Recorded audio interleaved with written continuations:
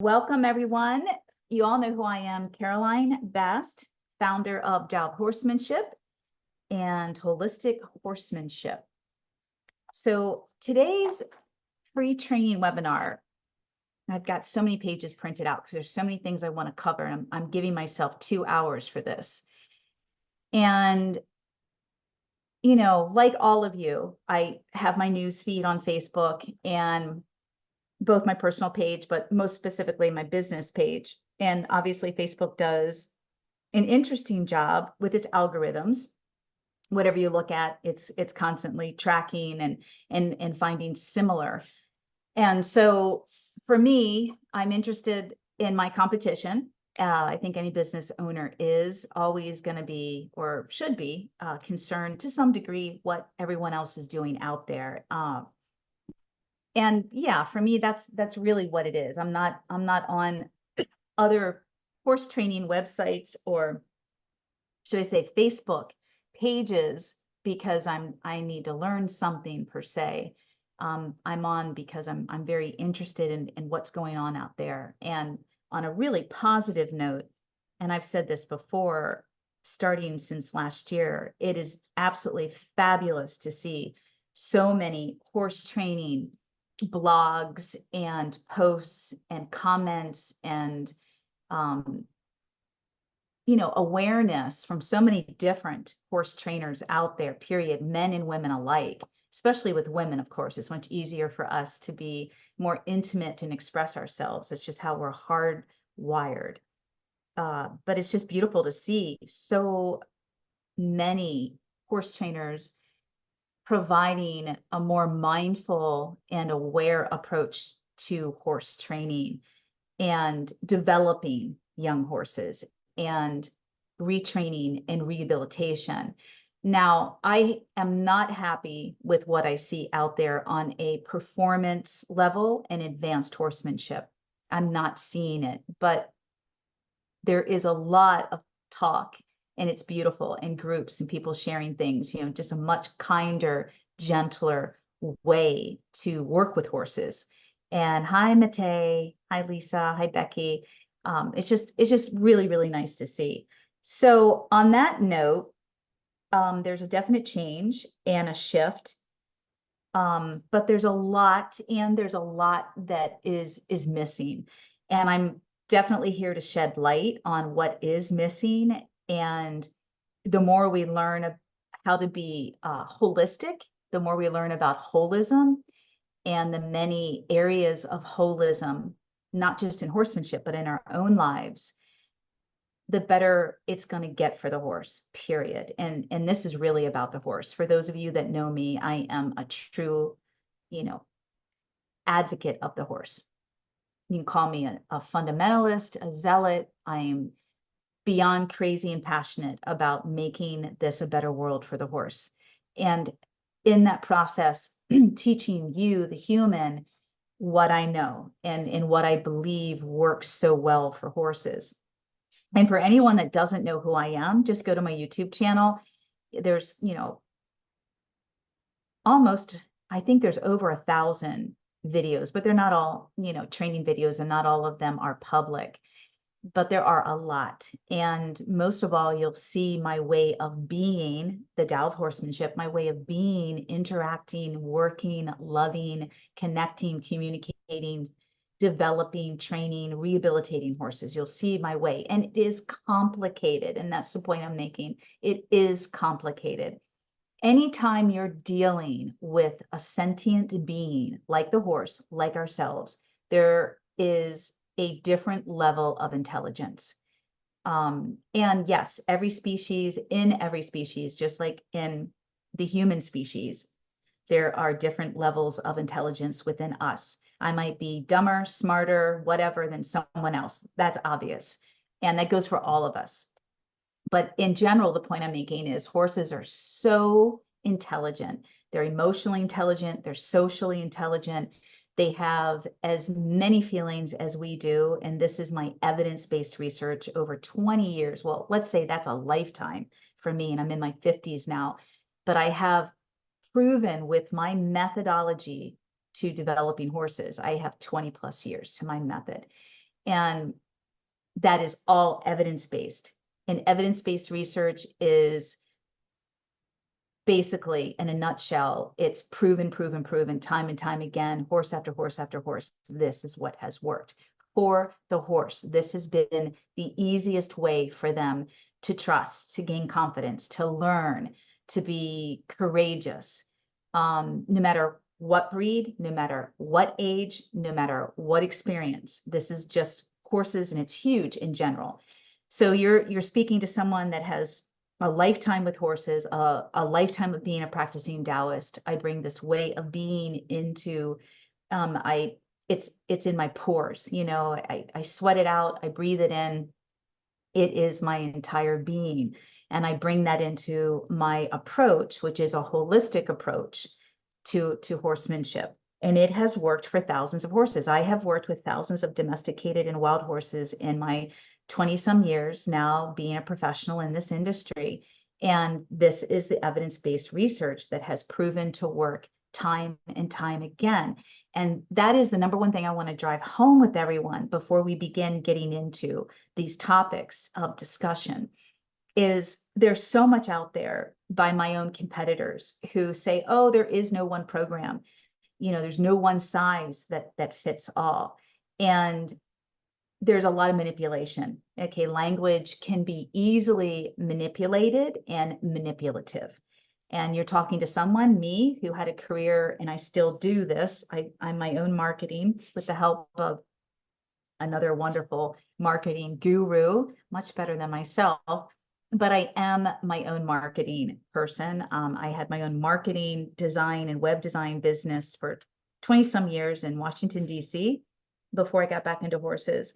And there is so much bait and switch, smoke and mirrors, lies and deceit in marketing. And it's the ugly. And I was specifically, my former life in business and career was in, you know, advertising before I started my own business in marketing, because I didn't like advertising. So you guys have to be careful what you're seeing. I mean, we're so hungry to make that connection within ourselves with our horses and with a practice or a method or a style of training, quote unquote, that works for us and our horses. And I'm here to simplify that, but also to add, you know, the reality of the how complicated it is at the same time. The simplicity is there is a one method, there is a university, there is a school of thought, there is a training system, one that can work for every horse. And that's what I'm here to show you today. And it is not a one program fits all.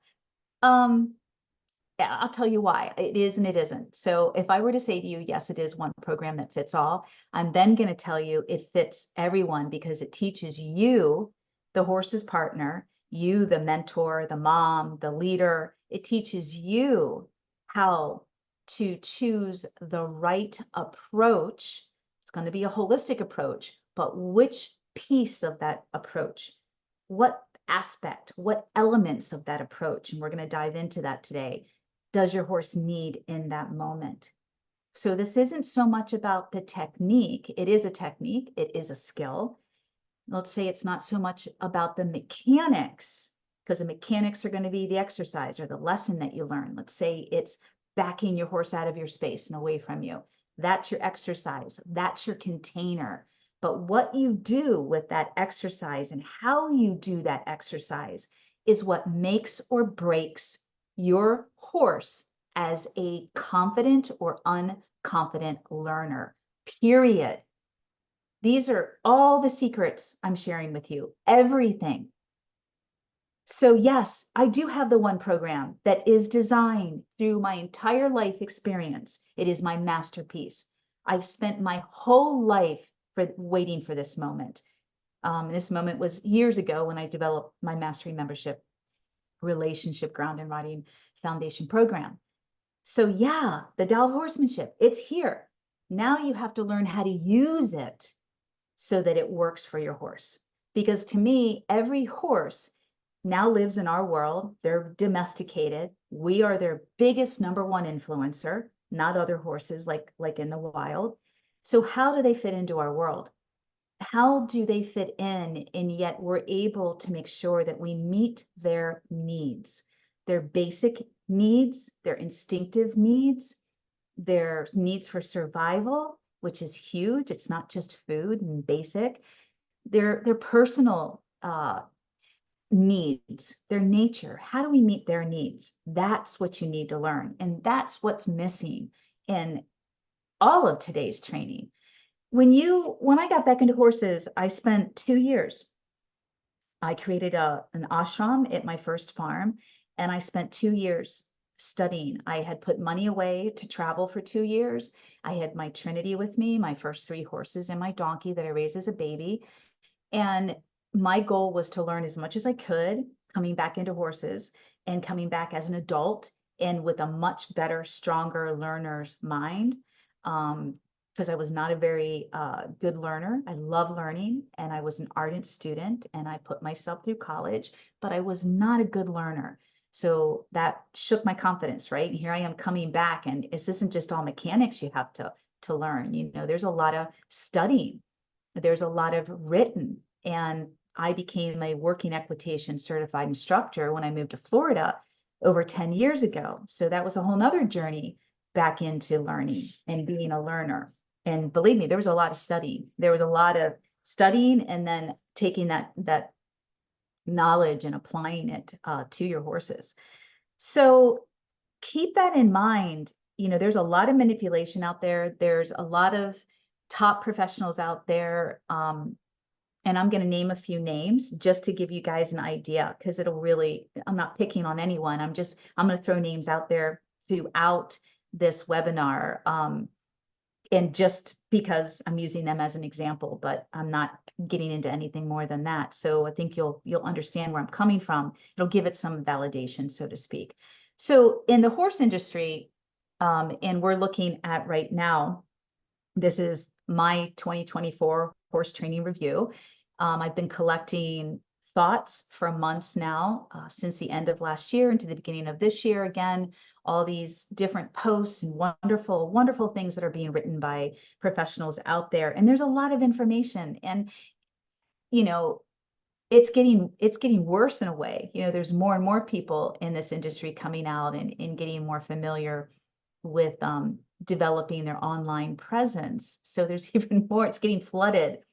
So for me, if you guys are looking for my audience I know very well. You know, it's women my age, a little bit younger, and, you know, from 40 to 80. And they're looking for spirituality and horsemanship. They're coming back into horses again, or for the first time. They have time and finances. Children are raised, you know, they're taking care of the family, or they've made them, you know, they're at a successful point in their career, and they want something deeper and more meaningful.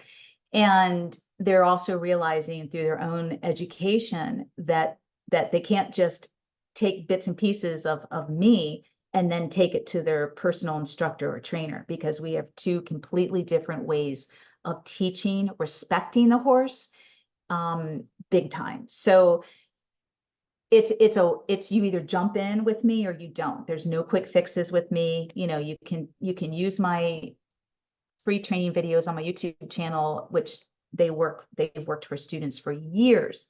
But if you want a horse has a foundation and that is going to give you the level of relationship, the biomechanics, the consensual partnership to the point where your horse is going to think about you and take care of you, and you want to take that into any style of riding, whether it's more recreational, hats off to all of you that trail ride. That's huge. There's so many people that can't even get their horses off the property.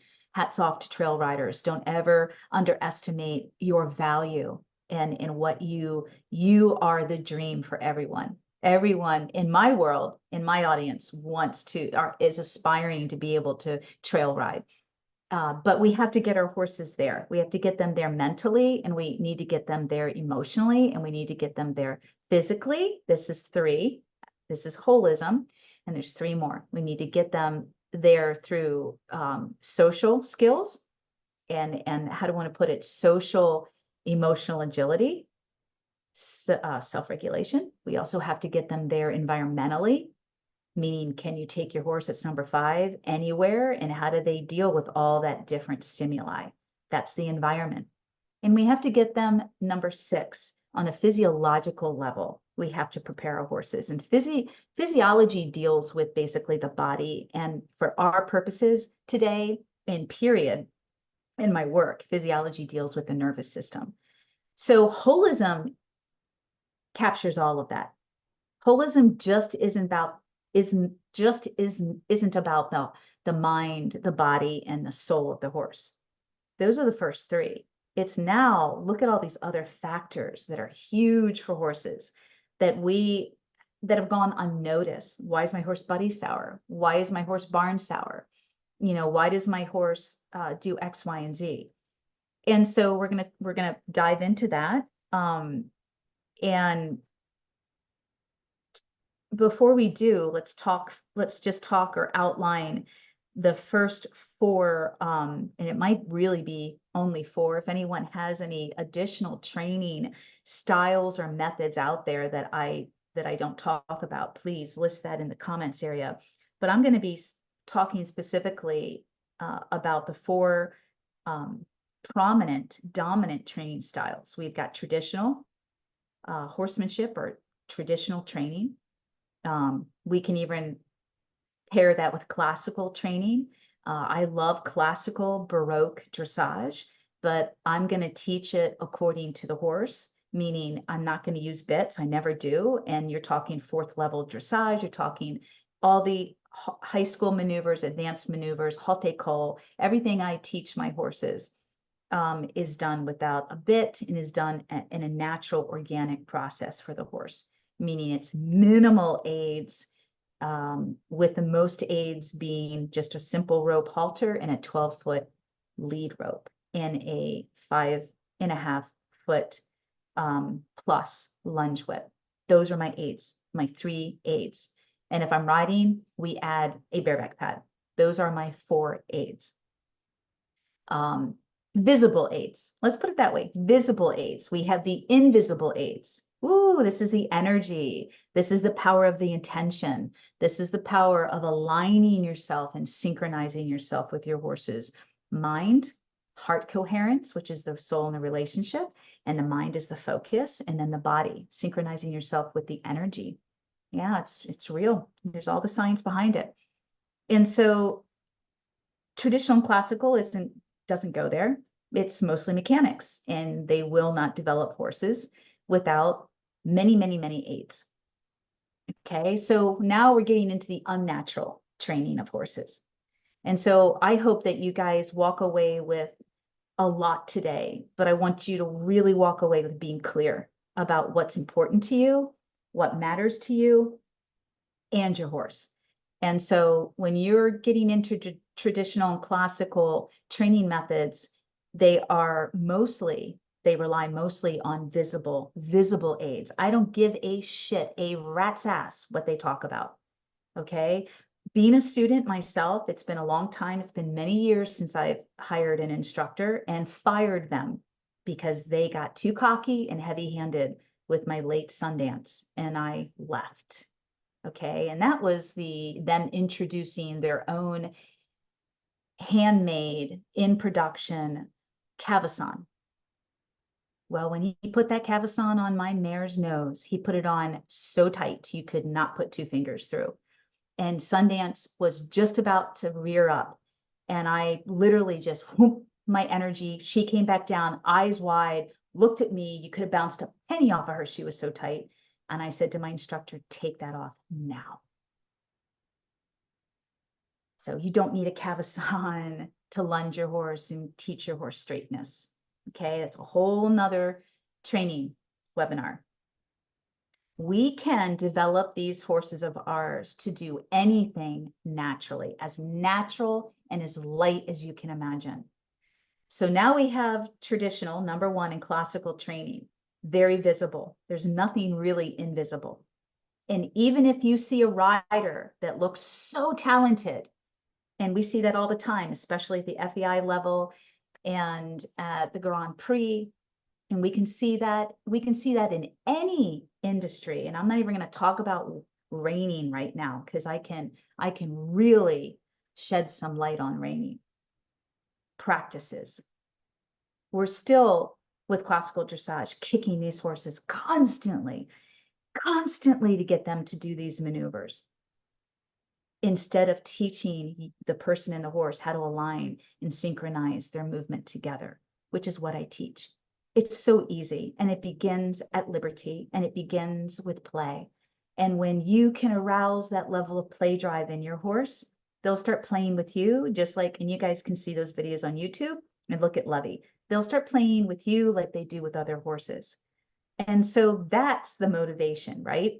For your horse to want to give these beautiful, exuberant movements. Now we can take that to riding. It'll transfer over because you still have that energy within you. Now you're sitting on the horse and connecting that way. So number one would be traditional and classical mechanics. Number two is going to be natural horsemanship. And just getting back to traditional and classical, as a student, when I got back into horses and I was studying many different disciplines, I'd say the first three would be reining by one of the great masters who's passed away a few years ago, Jack Brainerd. Studied with him for a while, advanced horsemanship. Studied Pirelli natural horsemanship, and I studied a variety of FEI Grand Prix dressage instructors. And I say a variety because there were three specifically, and then the fourth would be centered riding, Mary Wanless. So when I got back into horses, they were my predominant styles, and I was studying all of them. And then comparing and contrasting to my late horse of 25 years, Brandy. So when I was, he was my backyard horse in Ohio, and then we moved to Maryland, and I went to Salisbury University and graduated there. Brandy came with us and was on my parents' farm. Yeah, so were a bunch of other animals. Legend started there too, and same with Smokey. But Brandy was my black stallion. So everything Alec Ramsey did with the black, I did with my Brandy. I just didn't have a beach, but I had a pond, and I had 500 acres of hay fields. And I was fortunate enough at the age of 10 my dad gifted him to me, gave him to me. And he was in our backyard, and it backed up to all these hay fields. And that was my life. And so I learned bridleless riding. I stopped showing. I learned all about relationship, and relationship is the glue that binds the soul, and it binds the soul in the horse, just like it binds us, you guys. Don't let anyone tell you any different. You don't need coercion. You don't need treats. We're going to talk about that. And why? Because the relationship is number one. You have to trust that. And it's so hard for people to be vulnerable, even with their own horses and even with their own heart, and to open themselves up. And I know this because as many horses, and it's thousands now that I've worked with, I have had the privilege of working with their, I don't want to say the word owner, but their human partner. The only difference is most of the time the human partner didn't put in as much energy or time as, they paid for their horse. So I got a lot more out of it with the horse than I did the person. But the point I'm making is the heart is the window to everything. And that is the number one thing that just allowed me to do all of that with my late horse, Brandy. There were no natural horsemanship. I mean, it was starting because I'm in my 50s now, so it had definitely started. And my dad got Western Horseman, and he also bought me Horse Illustrated back then. So yeah, but I mean, my mindset wasn't, I wasn't thinking like that, right? I was 10, 11, 12. Now I'm a teenager. And,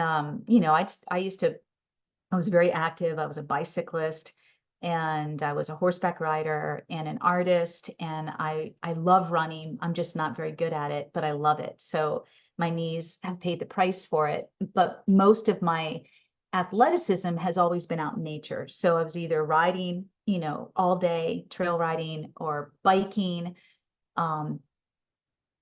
And then I was running. And so I started running through these fields, and we had these little footpaths. We had permission to ride on the very edge of the hay fields. And we rode every day. Winters were horrible in Cleveland, rode all the time and ran. And I'd have these footpaths, and Brandy would grab his bite of hay and he would be right after me. I was his best friend. I just can't emphasize that, you guys. And so now we get to natural horsemanship. And we're going to talk about, I was talking about traditional. The three classical, I named Mary Wanless for centered riding.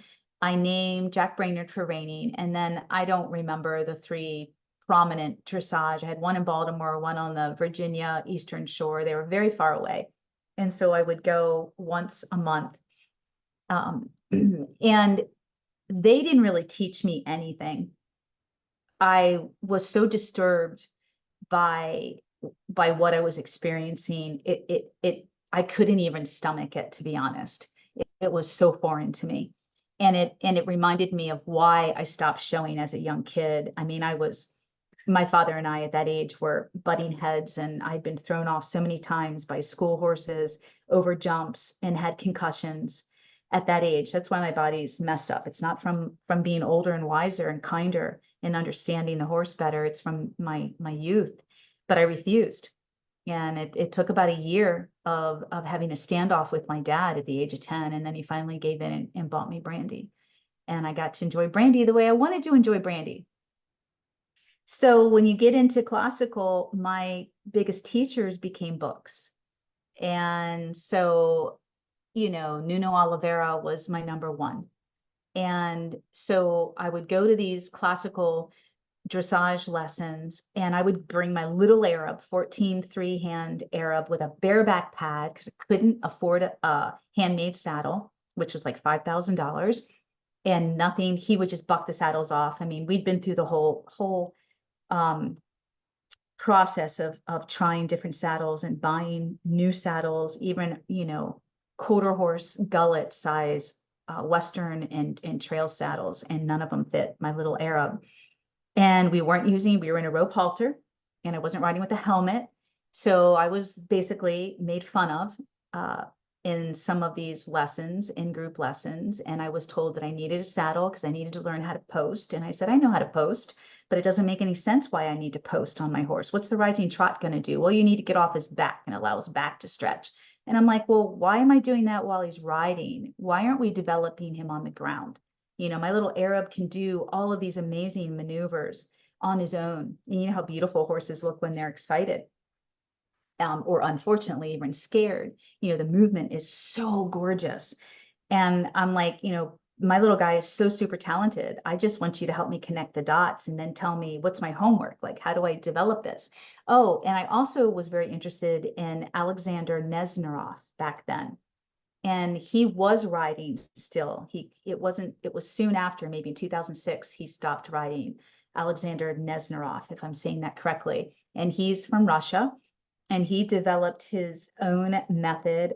Some of the most, took all sorts of rescue horses and had the most beautiful relationships, and very similar to relationship and haute école and the athleticism in these horses, and all of these amazing advanced maneuvers that were done at liberty or while he was riding them bridleless. So he was similar to, who's the guy in the Netherlands? We all know his name. He was so popular for so long. But the other guy that we all have probably heard of, and I definitely was studying his books and some of his videos and CDs. I can't think of his name, from the Netherlands. And so, yeah, that was my world for at least 2 years, And I always kept coming back to putting pieces together, taking notes, visually studying, reading, and then going back and basically the Spanish School of Riding, the great classical masters in dressage all respected and appreciated how the horse needed to be developed without a rider and from the ground up.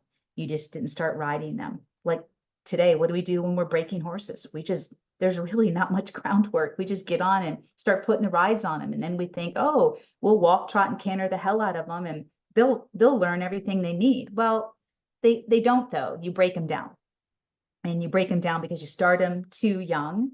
And so you stress their physical body, you stress their emotions, you stress their mind, because they're not ready to learn in such a fast pace.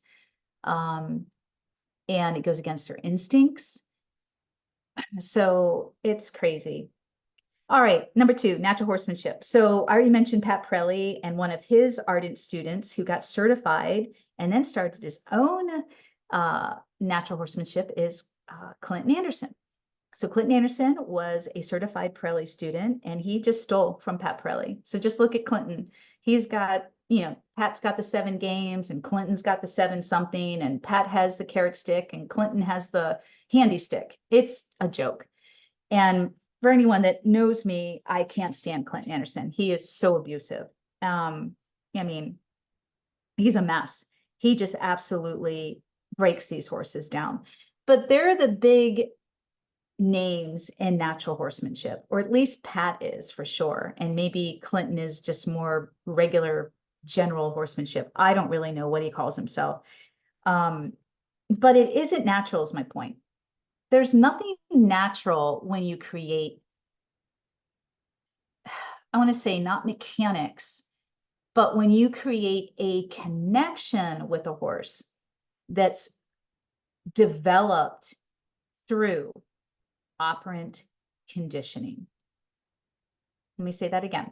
There's nothing natural about developing horses when you create a connection with them or a partnership that is based on or developed through operant conditioning. Operant conditioning is positive and negative reinforcement. The easiest way to know what that is pressure and release. That's it. Pressure is the negative, release is the positive. And so Pat is all about that, but he'll never say those words because they have such a strong negative connotation. They do. They are negative. And basic animal behavior, most of it, even our dog training years ago, was through operant conditioning. This is before other animal advocates came forward with their own study and evidence base, like myself, and realized that you don't need food to train our domesticated animals. I'm not saying our zoo animals or which are wild, basically still wild. That's different. Okay. I think food is absolutely the only frickin' reward zoo animals get if they're lucky enough to have a partner to share space with, or a baby or a family. Most of the time, these zoo animals live the most miserable life, period, you guys. They've lost their freedom. And that's just a death sentence to them emotionally. And so, yeah, give them all the frickin' food they want. And it is a beautiful way to train a very smart animal anyway. But horses deserve more and deserve better. They're smarter, and they come with such, oh my gosh, a profound, like I said earlier when we started this webinar, emotional and social intelligence. It is so profound. We are still we're just tipping the iceberg. We're just breaking the ice on this as we're learning more and more about how horses really do connect and how what their nonverbal language really is. It's not just body language. And so now that's number 2 was natural horsemanship. Now we're going to get into 3, which is science-based or evidence-based horsemanship, which, a lot of positive R plus and negative R minus, positive reinforcement or negative reinforcement training. And I was on a post the other week that was going back and forth, and people are just so ignorant and nasty. You can't even have an intelligent conversation where you just talk about different ideas. You can't. So I was literally being attacked on this positive reinforcement page, and I didn't step down. And of course, I never got dirty or made it personal like these people do. They pulled up a video that I recently posted on my YouTube channel of a horse here in rehabilitation, and they took it totally out of context. And even though I'm speaking and you can hear how I'm explaining what's going on during this video, they're saying, oh, look at you running this horse around. How abusive is that? And it's all force and fear. And I'm like, no, this is what other people did. I'm not doing that. I'm showing you how he keeps triggering and going into that behavior that he learned, and what I'm doing to interrupt that behavior and get him present. And when he's present, he'll be able to connect. And then when he connects, he'll be able to feel safe. And when he feels safe, he'll then take the next step to start to trust me and be more confident with me and confident in lunging, specifically free lunging in the round pen. But oh, they just bashed me. And so let's just talk about positive reinforcement, because it's out there. And like I just spoke about zoo animals as a great example, food rewards are just fantastic in that scenario for zoos. Okay, what else do these animals have to look forward to? They have very little, and they have daily contact with people, but they still want these animals to remain somewhat wild and respect them for that, allowing them to be who they are and not under as much or any more influence as possible with humans. So it's fine. It's beautiful. But we don't need to do it with horses. And there isn't one video, and you could throw 100 at me, believe me, I've seen them. There isn't one food reward video that feels or looks good to me. And when I got back into horses and I was studying all these different disciplines and styles and methods, Pirelli being one, and they were very food oriented. Here, buy the little whatever fanny pack around your waist and fill it with treats. And I did the same thing. Okay, let's try this. Oh my gosh, there's just no way. And sure, you can train a horse to do anything, but it's not mindful. It's not connected to you. It's connected to the food and the food reward. This one woman, and this is what irritates me so much as a marketing specialist myself, that's worked in this field for most of my life, most of my career, marketing. There's so much bait and switch out there. People will tell you what you want to hear, but show you something completely different. And why we can't distinguish between the two is why I'm here. I'm like, let's train your eye to what you're really looking at, or give you the experience of how it can be different through my work. It can be different, where the horse is coming to you, choosing to be with you because they want to be with you for all the right reasons. That's the relationship. And so I'm not here to bash anybody. I'm just giving you my perspective, which I think is very valid, because I'm not bringing you an opinion. This is facts. This is not emotion. I may be emotional. I am passionate. You all know that who know me. I may sound opinionated, but I'm giving you facts. That's what evidence-based research means. Facts. Why sell yourself short, and why sell your horse short and use treats? And now we have R plus and R minus. Again, it's another word for natural horsemanship. It's another word for operant conditioning. And so target training, clicker training, it's all mechanics. It's all operant conditioning. And even though you're not using pressure as a negative, right? You're only using the positive, so that you're not really pressuring the horse into making a choice. You're just not giving them the food reward. And it stinks, because it's cheating to me. It's like, we know horses are going to want the food. It's a no-brainer.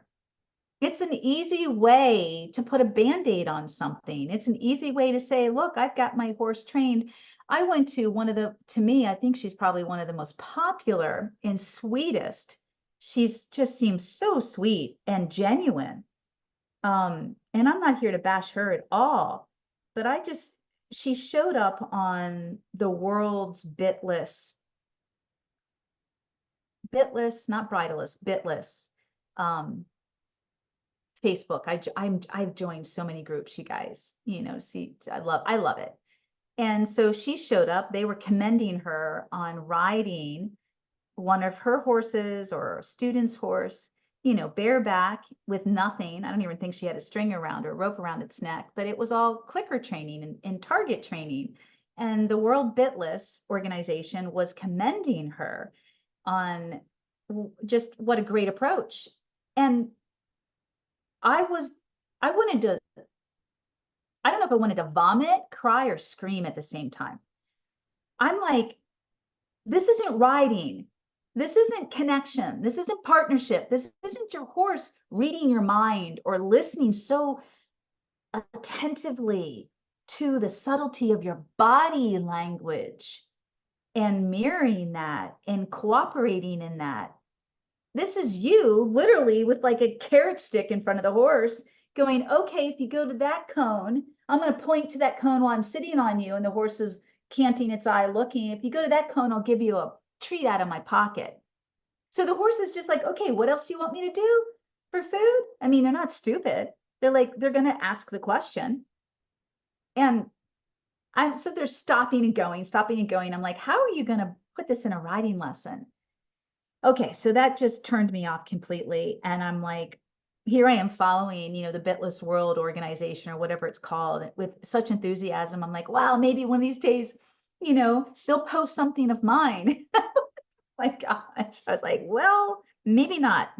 And then fourth, we have a lot of very vague, new, I want to say new. What's another word for new? Just new, gentler, more mindful training approaches. And it's like an abyss, though, to me when I see all of them.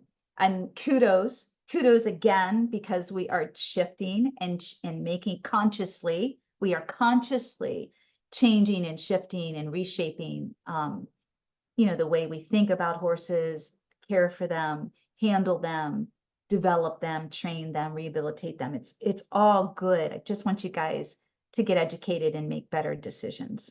There's more. There's so much more. They're just tipping the iceberg. And most of all of these training styles are offering you like one aspect. I'm here to offer you the big picture, the whole thing, everything.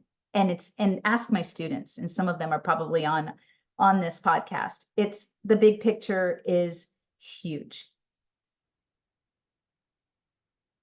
So long story short, we get into all these gentle methods, and they say what we want to hear, and they look like what we want. But what are they really teaching? And so here we get back to holism and holistic approach. And that's what I teach. And there's two words I want you to remember: love and leadership, love and leadership, love and leadership. If there's two words in all of child development, horse development, and any sentient being, and very intelligent and complex in their emotions. If there are two words, right now they're love and leadership. How do you guide your child? How do you guide your horse in their learning? How do you guide yourself with compassion and understanding and unconditional love, where you don't have expectations and attachment? This is an individual that you're guiding. It's not you. So don't project and transfer. How do you guide them? There's your leadership, with an open heart, with unconditional love. And it doesn't mean you don't have boundaries. It doesn't mean you don't have boundaries. Kids need boundaries. Horses need boundaries. Their mothers teach them about boundaries. Okay, it's a way of being that helps them understand how to fit into their world. And it should be no different when they're in our world. So leadership encompasses so many key words. It's guiding, it's mentoring, it's parenting, it's leading, it's teaching respect, which develops trust and confidence in you. It's teaching, as I said, boundaries, what's appropriate behavior and what's not. But it's always has this other side, and they're not always equal. To me, leadership it vacillates, like it's constantly kind of maybe just hovering. Where do I need to be in my leadership? And the love is like this wrapper. It's always around leadership. Okay. There isn't anything I don't do that doesn't have love. Even when I am enforcing something with one of my horses and making it really clear that is a no, that you don't attack that horse, or no, I'm interrupting that behavior now because it needs to stop. It's very unhealthy. And I choose to use that amount of, it's not force, it's energy. And I choose to come on that strong to interrupt that behavior that's unhealthy. There's always love. There's always love that's wrapped around that action, that thought, that feeling. There's always love. So when I put that energy out there, wherever it needs to be, so the horse feels it, there's love right there with it. There's this duality of energy. And duality is a whole nother topic. We as humans are designed to be very fixed mindset and very laser focused, very linear in our thought process. That is the way we are designed, and is also a predatorial trait. So it means, hey, we see something and we go after it. So it's an instinct, and it's also the way our brains are designed. And horses are the opposite. They're nonlinear. They're thinking about 20 ways of escaping a possible threat or something uncomfortable. And because their first language is energy and what they feel before what they see, because remember, they can be grazing, and their biggest sense is not just their hearing. Their nose is kind of blinded in the grass. Their eyes are down. They can't look. Their ears have to be like little sonars, radars, but it's what they feel. So they have to be really tuned in on that frequency. I want to let you all know before I get too lost. It's already 45 minutes later. And in addition to this webinar, I am going to record it and send it out. I also have a free training event that I hope you all join. And this is my 7-day holistic horsemanship mastery mini series and Q&A with me live webinar. So you can access those details on the homepage of my website, www.taoofhorsemanship.com, TAOOF. All right, so let's move forward and start talking about, and I'm trying to pay attention to some of the comments that are coming through. And I know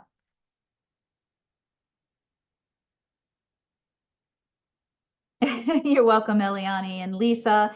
You're not a good learner. So real quick on the learning thing, and I talk about this in the program, Lisa, that you joined, especially in the intro with fixed mindset. Most of us are not taught how to learn. So when we're in school, or I'll just use my husband as an example, because we're opposite learners, and he's brilliant. So let's talk about brilliance. So my husband can mesmerize a book and read it back verbatim. And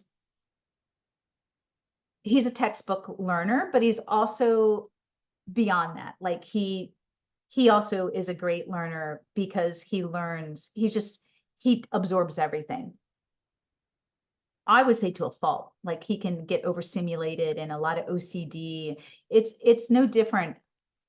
I mean, I would even say, and I've told him this, that he's got a bit of Asperger's or spectrum disorder. When you have that level of brilliance, not everything works. Okay, because it's kind of like you get short-circuited because all of your brilliance is in a specific area. And so, and I'm not saying I don't think I'm brilliant, but in a different way. I think my brilliance doesn't I know it doesn't. I don't think it. My brilliance doesn't come through as book learned or book read. God, no. I won't. I could read a sentence to you right now and I would not be able to read it back without looking at it. So my brilliance comes through the way in which I'm able to process information and then teach what I've learned and teach how I can connect the dots. As you guys know, they're students of mine. So figuring out what kind of learner you are is important. There's no doubt about it. And most horse people, at least all of my students, say the same thing. Well, I'm not a good textbook learner. I'm not a good visual. I don't really learn well by reading, Carolina. And you have all this printed material in your big program in addition to the video lessons. And I'm really, I bought your program, but it's really hard for me to watch all those lessons. Then there's the visual. I really need to experience it. I need to come and feel it. And so I get all of that. And I was not, as I just said, a very good textbook learner. And being older and rewiring my brain, especially when I created my big program and had to learn to the best of my ability how to produce micro learning, instead of all this just spitting it all out there and expecting people to remember all this. We only retain so much for so long, and then we are ready to move on. So we can teach ourselves, but it becomes practice. It's just like when the student says, well, I bought this program, but I really just can't get disciplined. Everything's a discipline. Things change when you make it a habit. Everything can change. You can change anything. You can become a good learner. You have to take those first steps though. And those first steps require discipline. It's, the only form of meditation in my program that makes you a better rider is my Dallas reverse breath technique. And how many of you don't practice it? And it's not just about riding, it's about learning how to ground with your horse. It's about learning how to allow the energy between the two of you to open up and be engaged so you can use it and connect.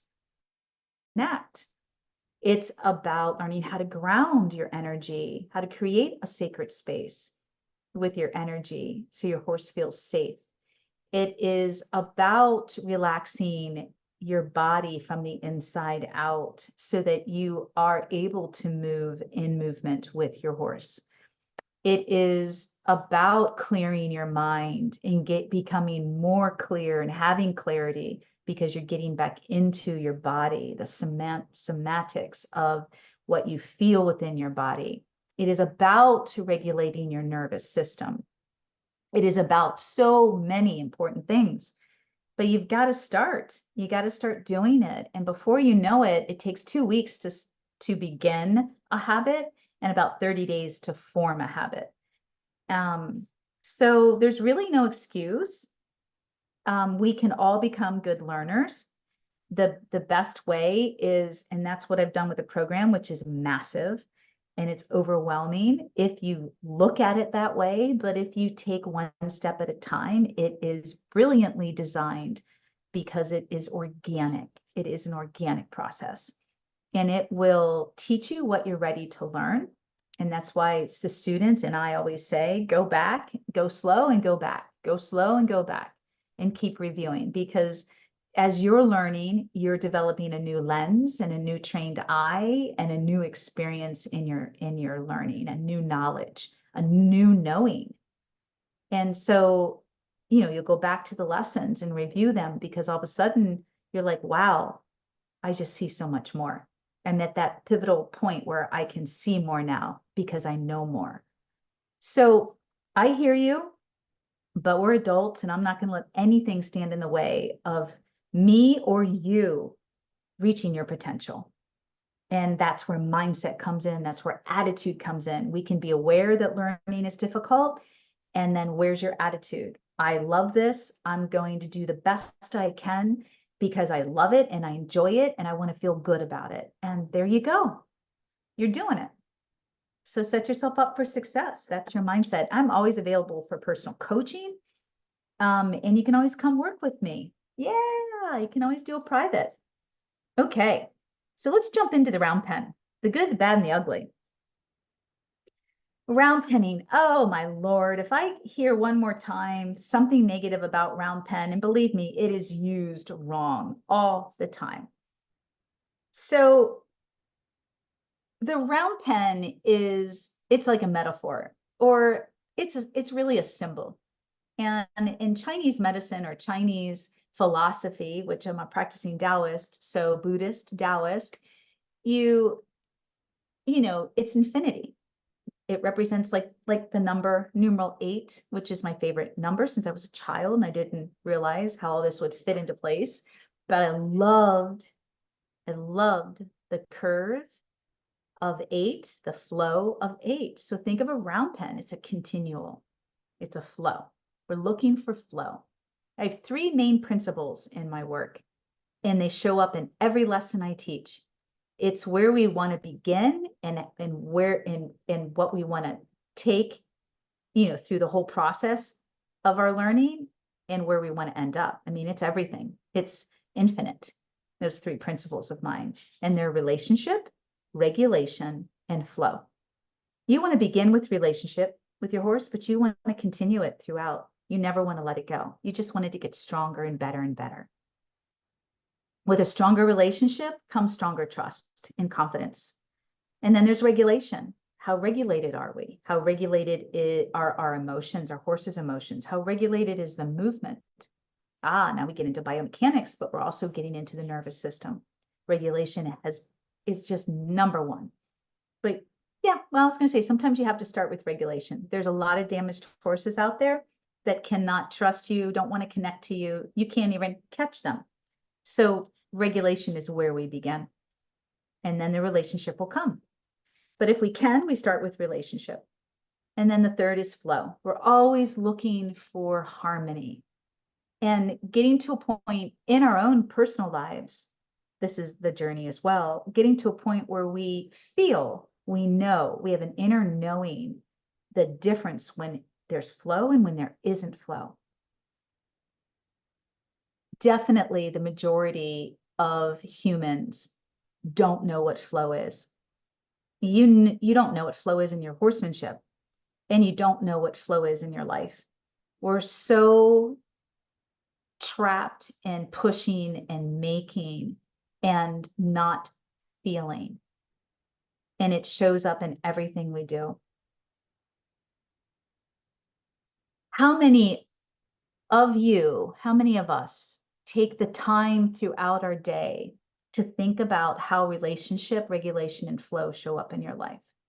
I'm fortunate, I'm blessed, I'm grateful, and I worked really damn hard to get here, to say that I get to live this every day. But it's a choice, and it has not come easy. It has not come easy. It's come with a lot of pain in a lot of different ways. But I still wake up every day and thank God for my life and understand that this is not an easy path for me. It is not an easy path for me. It is not an easy path for any of us to choose relationships, regulation, and flow. It does, though, get easier when you make it a habit, because then that's what you know. So the new replaces the old way of being and feeling and thinking. And it's easy to get back into the flow. It's so easy because everything else is without flow and it feels wrong.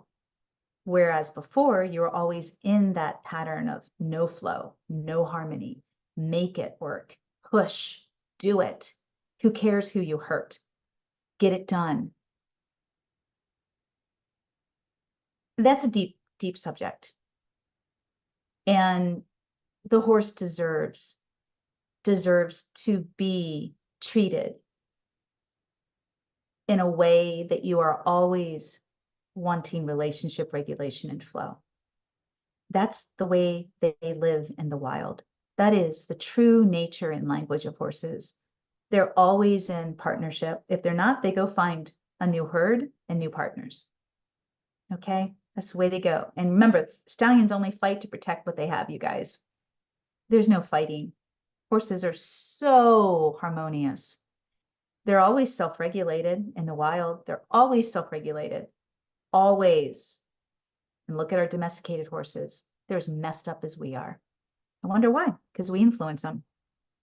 So the round pen, what's the purpose of the round pen? Okay, what's the purpose of it? The objective. For me in my work, it's a beautiful space, and it should be a good 50 feet in diameter, plenty big for the horse to be able, at any size, especially a giraffe, to be able to canter and be straight, to teach straightness training. But it's a universal symbol. Remember, it's about infinity. It's about flow. I like the round pen, and for my liberty training and teachings, I want my students to start in a small space, like the round pen, or the stall, if it's safe enough, or a paddock, because we're all about heart coherence. We want to begin, if we can, if the horse isn't that damaged, we'd like to begin with heart coherence. And if you are 4 feet away or farther away than 4 feet, it's hard for and this is the proven research through Heart Math Institute, it's hard for the horse's heart frequency, for that energetic frequency to be felt if you're too far away. And vice versa, we're here to strengthen our heart, which is not as big as the horse's. So we're here to learn how to strengthen our heart coherence too, so that we can connect, bond, get in our parasympathetic nervous system of self-regulation. We can relax. We can feel safe together. That's huge. It's an intimate space. It's enough space to give your horse choice and freedom to express themselves, to tell you no, or to tell you however they need to express. I don't like what you're doing. I'm uncomfortable with it. That was too much. Or be disrespectful because you haven't been clear with your boundaries on what's appropriate or, behavior.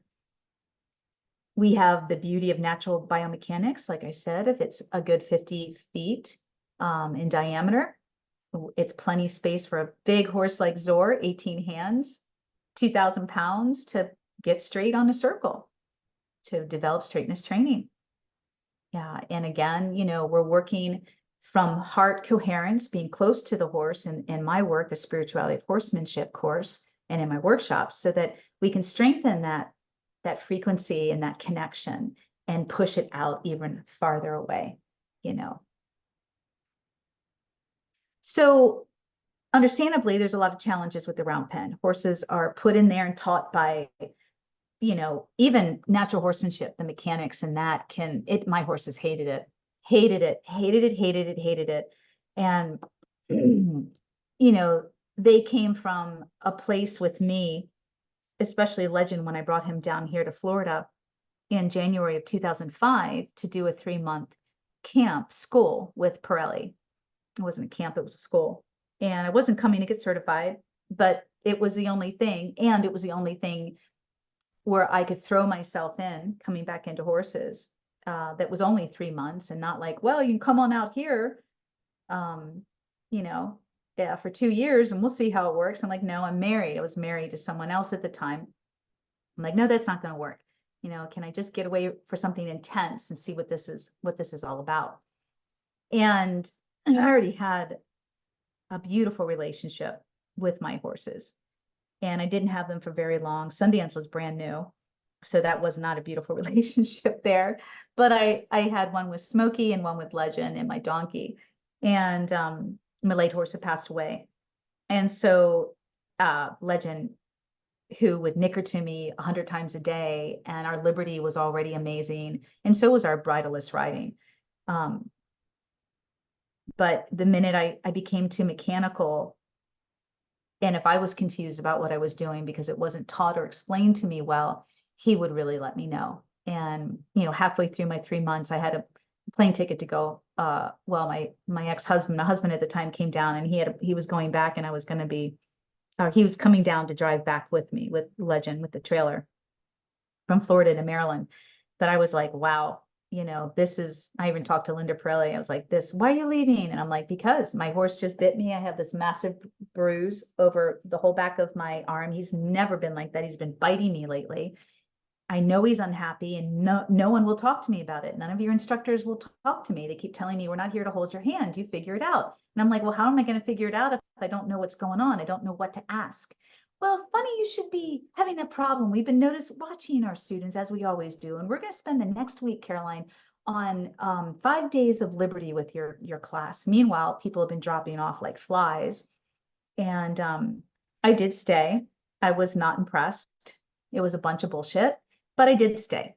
And what it did give me was the confidence there were many days I did not participate with my classmates. I just said, screw it.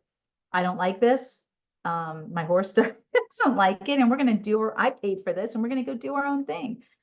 So yeah, call me an outlaw, an outcast, whatever, but I follow my heart and I follow my horse's heart. And when he wasn't happy, and they weren't going to show me anything different, they want you to drink the Kool-Aid and fit in. And if you don't fit in, you're a red flag. And I was a red flag, but they didn't want to give me my money back. So of course they wanted to tell me what I wanted to hear, because I was going to be getting my money back if I had left halfway through. That was the cutoff point.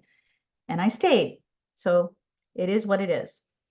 So yeah, one of the things that I can't stand with what I see with round penning, and you guys have to really become educated with what you're looking at and asking questions. Do not be afraid to ask questions. I did.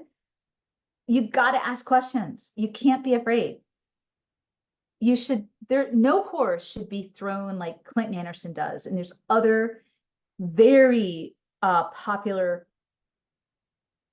trainers out there, men and women, that throw horses in the round pen and run them. Even Mommy Roberts calls it join up. Let's just run the horse in there until he surrenders or submits. And what that looks like is they keep moving the horse around, and they make it look gentle by how calm they are, but they're still putting pressure, and you don't know what's going on inside of them. They're masters. They know what energy they have. So they might just be taking that lariat, that lasso, and just lightly tapping their thigh with it, or they might just be lightly throwing it out there, or they might have that stupid flag on the end of their stick, just enough to spook the horse or stimulate the horse to get going. Because I know damn well I don't even need a whip in my hand, and I can walk in and get a horse moving, and my own energy and intention and no tool but my body can freak a horse out.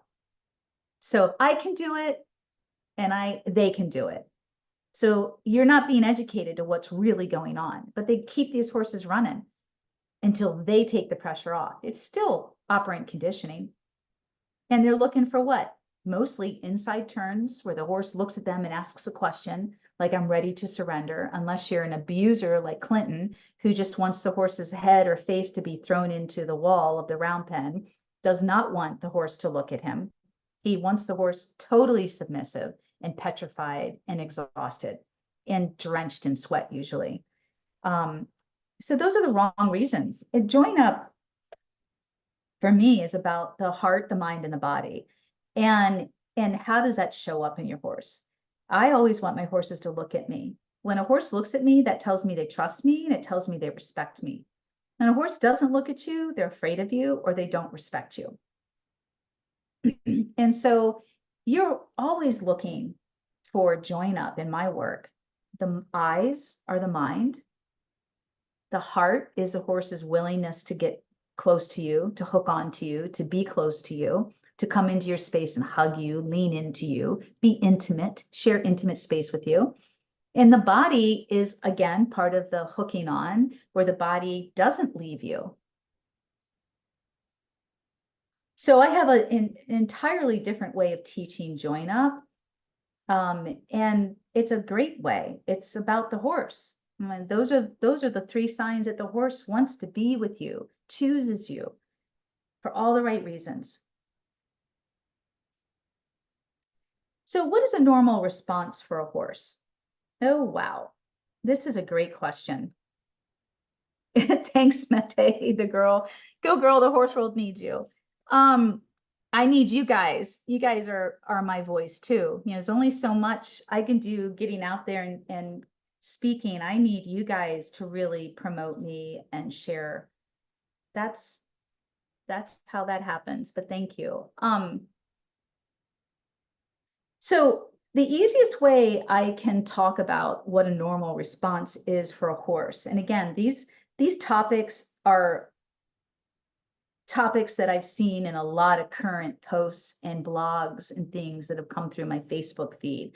So I've seen like many about round pen, many about training, you know, one program does not fit all horses. That's Warwick Schiller. You know, if I see that one more time, I want to call him up and say, yeah, dude, you've trained professionally as a reiner. You know that you followed a school of thought, a program to get your horses from, you know, young babies, colts, whatever, starting them and reining. Oh my God, you guys, it's brutal. Absolutely brutal when you think about it. And I know he doesn't do that anymore. I'm not bashing him because those horses are all like at the futurity at the age of 2. It's no different than thoroughbred racing. What these babies are started at the same age as that these quarter horses in reining are started as yearlings. They're ridden. There is no round pen unless you're trying to, you know, get the horse to submit. They don't do round penning and reining. They don't do lunging. It's get on that damn horse, break them, and put them through all the physical maneuvers that they need to produce the results as a reining horse. Your slides, your sliding stops, your spins, your rollbacks, your lopes, your lead changes. That's really it. It's that simple, but it's horrifying. I went to one of my mastery membership students, flew me to her mini World Equestrian Center, her 400-acre first class in Rome, Italy, first class, holy cow facility. And it was under development at the time. I think it's fully operating now because she had to get ready for this was in 2019. She was getting ready for 2022 or something World Equestrian Games. So she was developing this facility, and she was a student of mine, and she was also her big thing was reining horses. That was her father's passion. And so she was also a horse advocate. And her mission was to buy as many champion reining horses that she could, mostly, stallions and brood mares, and begin her own breeding program. But she also she was, you know, a woman that had inherited her father's wealth and enterprise. She and her sister. She was a woman in Italy, my age, beautiful, beautiful soul. I cannot say enough about her because she was changing the world when it came to reining horses, and she had the money to change the world. So she paid her way in as being not only a woman in the NHAR, national, whatever, reining horse futurity, whatever it is here in the United States and across the world. She paid her way in, bought herself a spot so she could be a major influencer, used her money to do so. And what that meant is she said, my ultimate goal is that none of these horses will be able to compete until the age of 5. There will no longer be futurity at the age of 2. God love her. So when I was there, you know, she had bought up as many, the big Palomino, wish Janine was here because she went with me, and the big Palomino Shogun that is now, I retired in a stallion. So this is, you know, 5 years ago. So at the time, I'm in front of 50 of her top trainers and assistants for a week. And she was there doing the work with me as well as moderating and then interpreting. We also had an interpreter there because not everybody spoke English. But and I pissed off quite a few of her men, her lead trainers. A couple of them wanted to walk out. She made them stay out of courtesy. But all I can say is, here they were bringing in horse after horse. And I'm like, all these horses, they're 4 and 5 year olds that are injected, they're wrapped, their bodies are completely done and destroyed. They've got scars from the spurring. They have scars on their tongues and in the corners of their mouth from the level of training that was done before they ever competed. That's what is so, as an advocate and an educator, here we are at my age, women coming back to horses, and we're buying someone else's horse, and we don't always know where that horse comes from, or we're rescuing them. And I'm telling you, the majority of training, I don't care what discipline it is really harsh, you guys.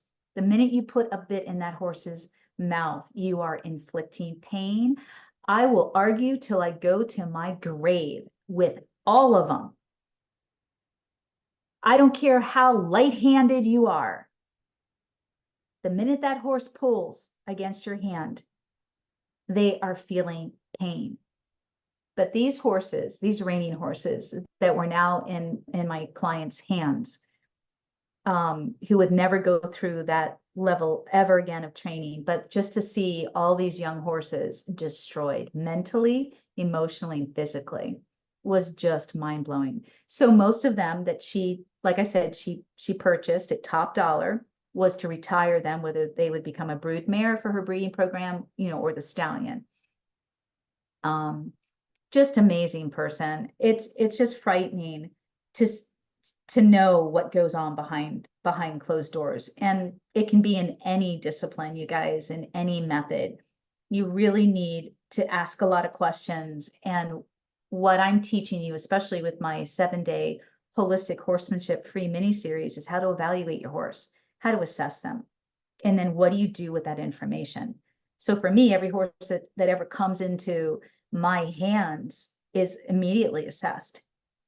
Obviously, I don't just start throwing them into a program and expecting them to do X, Y, and Z. They will go into the same program that every other horse goes into, which is my program, because, and I'll tell you why, I'm creating a well-rounded, complete horse that is happy and healthy biomechanically, emotionally, and mentally. And so they're all going to learn the same things, but I have to know what kind of learner they are, so I can be the best teacher, mentor, and guide as I'm developing them. And that's what my program teaches you. It's to train you so that you know how to assess the horse. And then what do I do with that information when I know that they need to learn X, Y, and Z? How do I help them become a confident learner? And so what is a normal response for a horse? The first thing we have to look at is wild horse behavior. And that's really hard because there's very few of us that have, that level of knowledge and experience, very few. And you can't just get it by watching the videos. Thank God we have all of these wonderful videos and short documentaries on, wild horse sanctuaries, or look at what's still happening to our Mustangs. It's absolutely disgusting. Politics is disgusting. And you really have to go out and study wild horses, and with the mindset of looking for patterns. It's not just going out there and, oh, let me journal, and this horse did that and that horse did that. It's really understanding as a diagnostician, where's your evidence? Evidence is accrued over time by looking at patterns, and patterns that prove something, that either prove that it doesn't work or a pattern proves that it does work. And so, with the wild horses that I studied on Assateague Island, because I lived there going to Salisbury University, that's a fact and a reality and a blessing. Before I ever even got back into horses, I was in college and I'm down on Assateague Island, spending days during the week with these horses on my own. And then I had my own domesticated herd that got along beautifully. And so wild horse nature, behavior, psychology, and instincts. Let's talk about nature. Nature is your own individual personality, your own individual nature, temperament, That's what that means. So every horse, like a human, has their own nature, their own temperament, their own DNA, their own specific characteristics that make them them. That's one. Now we have to look at behavior.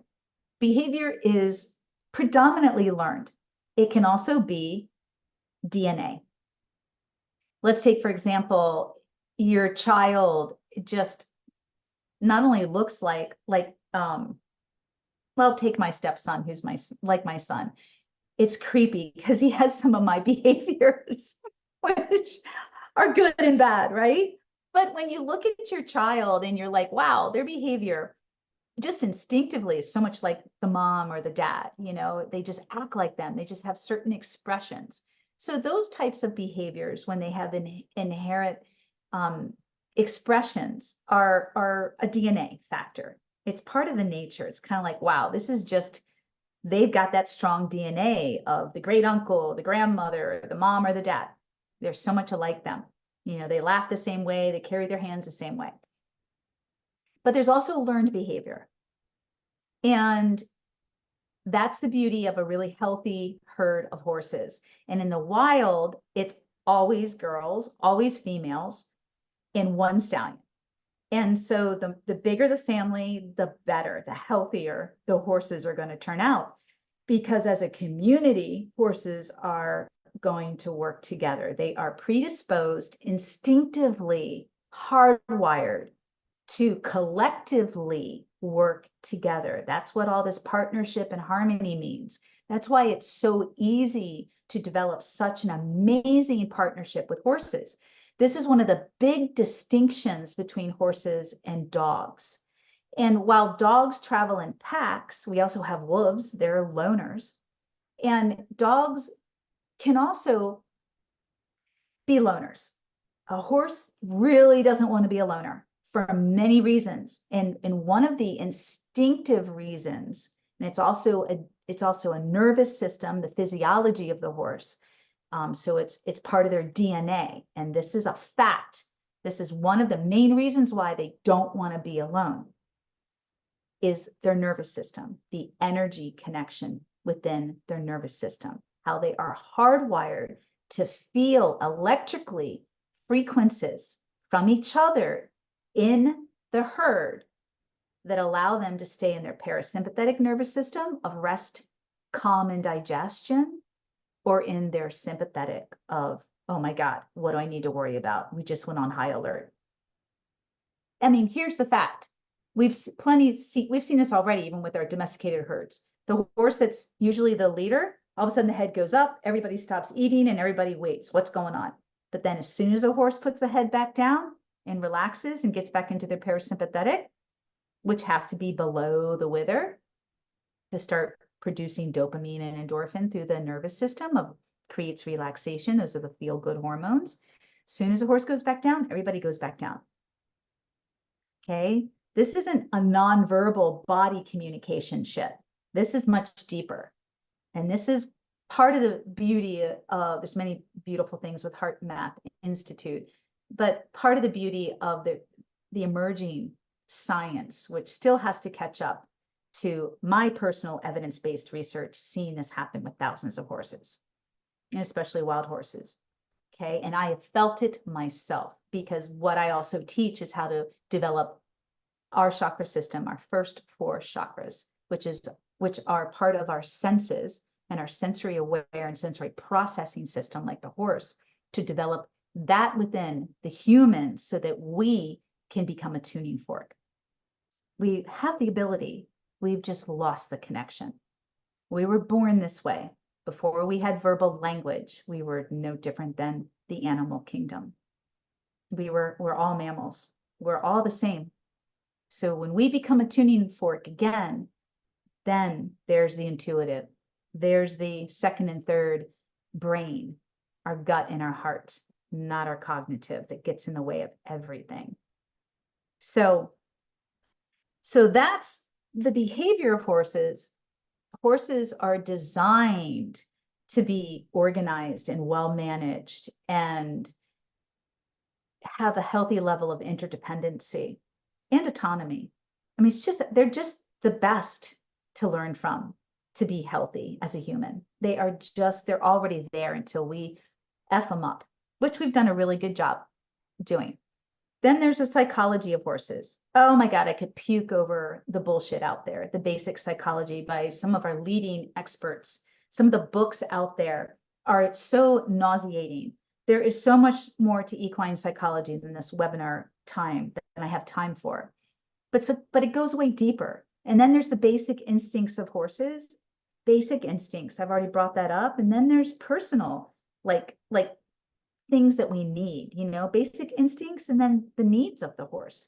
The needs of the horses are basic. We have to meet those basic needs.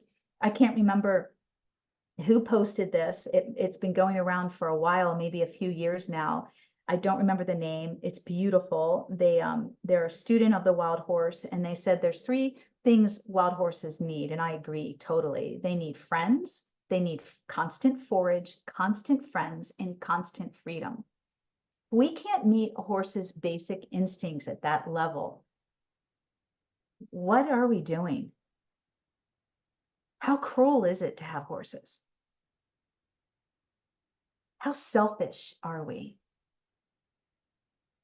And you can all hate me. I'm damn well mean it though. Who the hell are you to not give your horse friends, to not give your horse forage 20 or the ability 24/7? Who the hell are you? And you don't give them freedom. Why do you have a horse if you're going to take all of that away from them?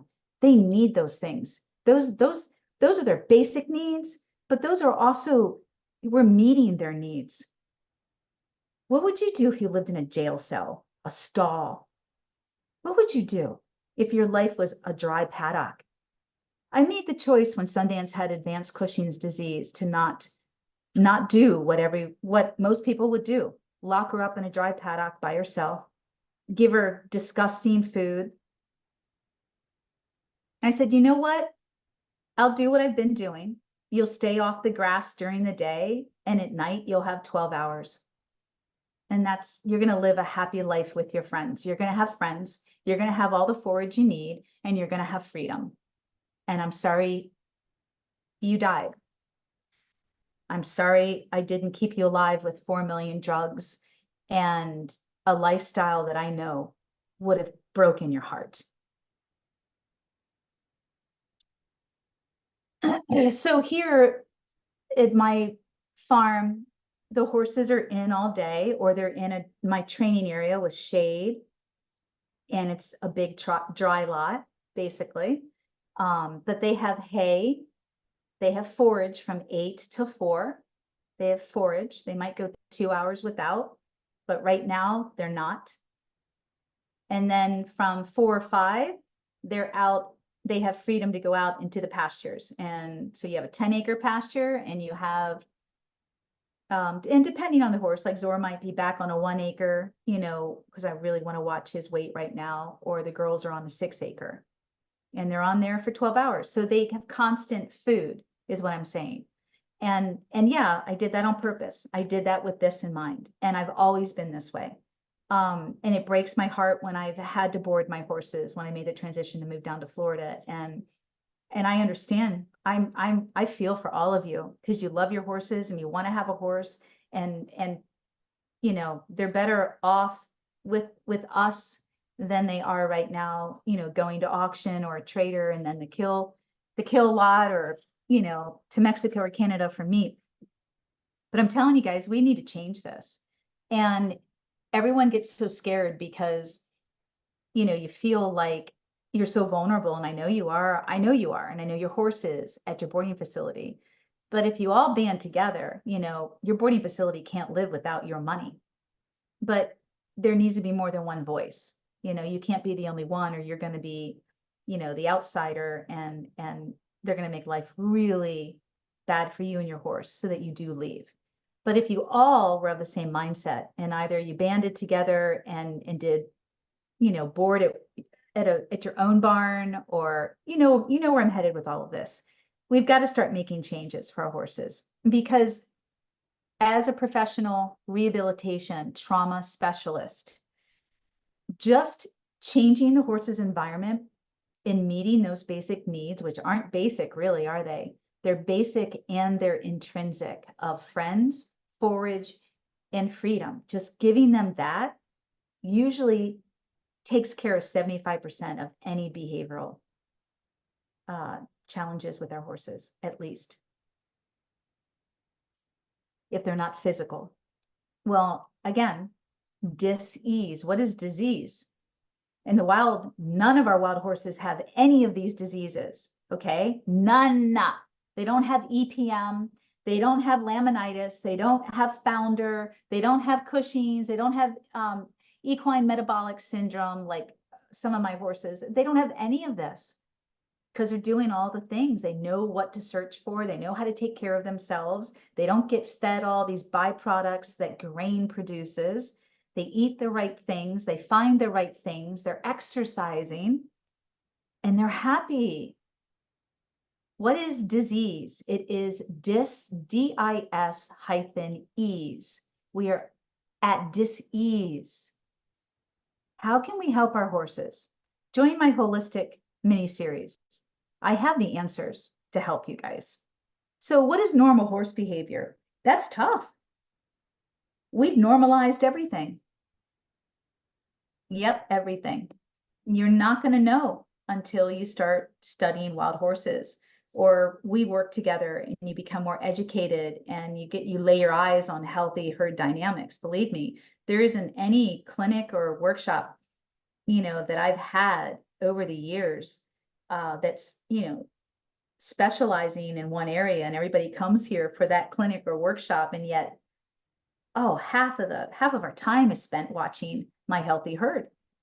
They can't believe it. Or if one horse is being assertive, or if one horse is being a bit too aggressive, how I handle it, or how it's handled by the other members of the herd as they work together cohesively to keep that harmony. So why do people say working with wild horses is really tough? Well, first of all, it's the black and white of working with a wild horse is you're working with a horse that has not had any domestication at all. So, let's just compare a wild horse to a young baby horse. So a young baby horse has never been touched by a human yet, really, right? Imprinted, trained, right? They're still a baby, but through domestication, they're already learning how to be. So it's already like their natural instincts and their natural behaviors, healthy behaviors are already taken away from them, because as soon as they are born, they're mirroring their mother and they're learning through association. They're learning through their mother and how she feels and how she interacts with humans, as well as other horses if they're around. So, they don't even have a chance to be a horse. For me, and this gets into young horse training, the weanlings that I've had, unfortunately, I've never had a mom and a baby, so I've gotten weanlings. And in the wild, one of the things you guys need to understand is that often a mom will have a 1 or 2 year old nursing while she's given birth to a brand new baby, full. She makes that decision when she cuts the weaning off, and maybe 2 years is the max, especially with colts, because around the age of 2, their testosterone level starts to get really strong, and it's time for them to go find their way. But the girls can stay. That's why you have such large bands in a really healthy herd, happy herd. It'll be huge, and you might go, oh my God, there's 20 or 30 mares, and they're all related. How does that happen? And there's no incest, of course. How does that happen? So it's because, you've always got rogue stallions, and they'll go out and get impregnated, but they want to come back and raise that baby with their mom, their grandmother, their aunts, their cousins, their sisters. It's a family affair, and it takes a village. And often some foals will nurse, depending on how tight that family bond is. Other mares will help nurse and absolutely help raise those babies and protect them. You don't mess with moms. You don't mess with mamas. And the stallion's there to usually mate for life, monogamous, It's usually a monogamous relationship. Yes, yes, yes. That's how strong those bonds are. It's really beautiful. So he's just fighting to keep another stallion from taking over his band. That's all. That's all he's doing. So it's really sad. I don't mean to be a Debbie Downer because it's beautiful. Life is freaking amazing. I call it a piece of nirvana when you get to this place. So I often, and I see this in a lot of posts, what is biting? What is ear pinning? What is spooking? I want to summarize that any expression your horse gives you is just that. It is an expression. So we term it as behavior. And then when we term it, call it behavior, we normalize it. And it's wrong. Behavior is a pattern. And that's wrong. So if your horse is constantly pinning, constantly biting, constantly kicking out, that's a behavior that now the horse has learned. It became an expression. It started as a form of communication. It always starts there. You just didn't pay attention. And now it's become a behavior. And when it's a learned behavior, when it's a negative learned behavior for you and for the horse, it's a coping mechanism for the horse. It's because you haven't been listening. They've been trying to tell you. You have not listened. And it doesn't mean you have to know what's going on. But if you don't listen, it's going to get worse. And that's when it becomes a behavior. And that's what frustrates me with the equine industry, is they call it a behavior. My horse bites. What kind of behavior is this? Well, it didn't start, it's an expression. My first question is how long and how old? Is it a male? Is it a female? Is a young horse, older horse? What's going on? And how long has this been going on? Because now it is a behavior. Now it's a pattern. The horse has learned to behave this way because it's frustrated. It's unhappy. Another post that's been going on, and a lot of us use this, and we might say it differently, including me, but behind every unwanted behavior, behind every negative behavior in your horse is a need that's not being met. And so it's a form of expression. It starts out as your horse communicating. You go to brush your horse and the ears pin. And what do most people tell you to do? Scream, ah, ah, ah. Oh God, I hate that. Ah, ah. Knock it off. You give the horse that kind of negative energy, or you smack them because you think they're going to bite you. So the horse is telling you that they didn't like the brush. They didn't like the way you were brushing them. That particular spot bothers them. Maybe they have ulcers if it's around their sides. So this is how we begin paying attention, being more aware of what our horse is trying to tell us. I mentioned in a previous podcast or some video I was doing, and it would be on YouTube, that my 6-year-old Blue turned 6 this month, and I'm not riding him, nor would I, for many reasons. And I've been, since a year ago, I've probably maybe 3 times, maybe 4, laid over his back. And I don't lay on their back, so to speak. I always put my weight over their withers. Right now, their shoulders, their strongest part of their body, weight bearing. And he doesn't like it. Like, he'll come up to pick me up. He gives me permission. He's completely trusting and relaxed and loving. He's given me every indication, but when I put my weight on him, he hollows out and backs up. And so at first I was very perplexed by that. And my ego was in the way. And I thought he was being obstinate, didn't want to try. So the first time and I have this on film actually from a year ago, moved him around and moved him around, nothing crazy. moved him around, brought him back. He kept coming back, kept coming back. I kept trying. He kept backing up, and eventually he wouldn't come after maybe 3 or 4 times of laying over his withers.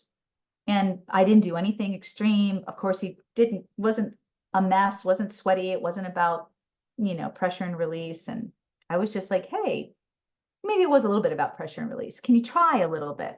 I'll use it 1% of the time. But it kept getting worse instead of better. And I stopped immediately and I said, I need to step away from this figuratively and literally and think about this.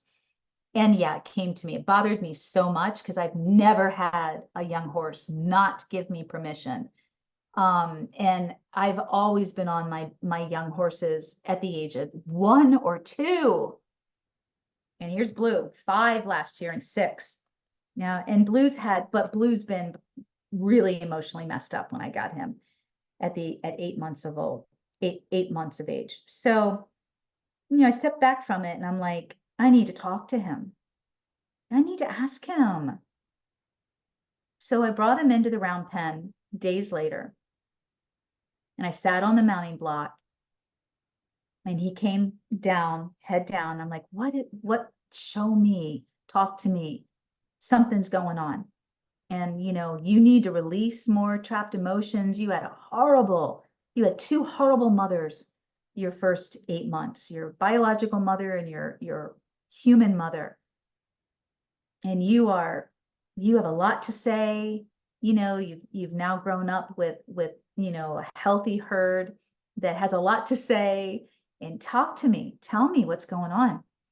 And so what I definitely heard were, there's still a lot of pain in the wither area or shoulder area of all animals, and I believe her, she's famous, according to Marguerite Coates. She's a British animal communicator and best-selling author of Animal Chakra System. And she is the one that found and not developed, but found the 8th chakra on all animals, which is the shoulder area. It's called the brachia chakra. And it is responsible for relationship and connection, wanting to be in relationship. And I found her 10 plus years ago, looking to validate my work. Why do I find, the scapula area of the horse where it is the best place to ground and connect our energy? How did this all happen for me, intuitively? And so I'm like, oh my gosh, I had no idea that, I'm touching, we're connecting the 8th chakra, the 4th chakra, the heart chakra, we're merging, we're connecting these energies.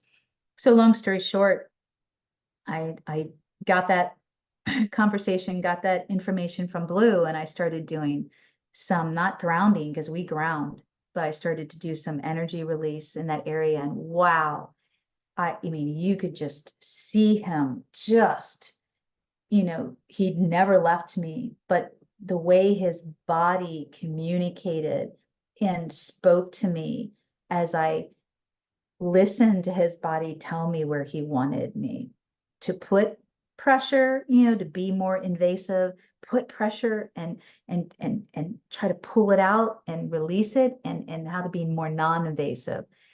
It was amazing. So I've done some of that work. And also very loud and clear, he told me, I'm not ready. Please don't, I could cry. He said, please don't rush me. I'm not ready. And I don't have to rush him. He's mine. So yeah, call me crazy. I really don't care. I've got really happy freaking horses that would kill for me. So that's where we're at. So when your horse is expressing, biting, doing things, why don't you guys just stop what you're doing? Sit down, tune in, ask them what's going on. They'll tell you. Go about doing what you were doing differently, with a different mindset. So we're getting ready to wrap this up, and I haven't even gotten to 4 or 5. How about 5? Do all horses have trauma? And I'm here to tell you yes.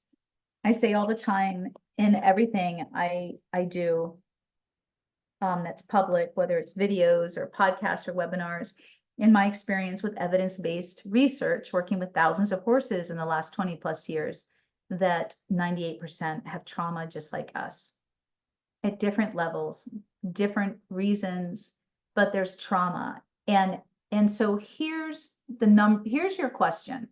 How do you know if your horse has trauma? This is all you have to do. As a professional, this is my assessment. This is my secret. Is your horse an open learner? A confident open learner? And so in my assessments, what I teach you all is, can your horse do X, Y, and Z? And how do they show up when they do X, Y, and Z? So you might say, oh yeah, my horse has no problem on the trails. My horse will go anywhere off property. That's fine if you're a passenger, but can you do X, Y, and Z with your horse and give them something completely new to learn from you? Could be the contact around their face, could be the way you're riding. And do they listen? Do they connect? Are they willing to work with you?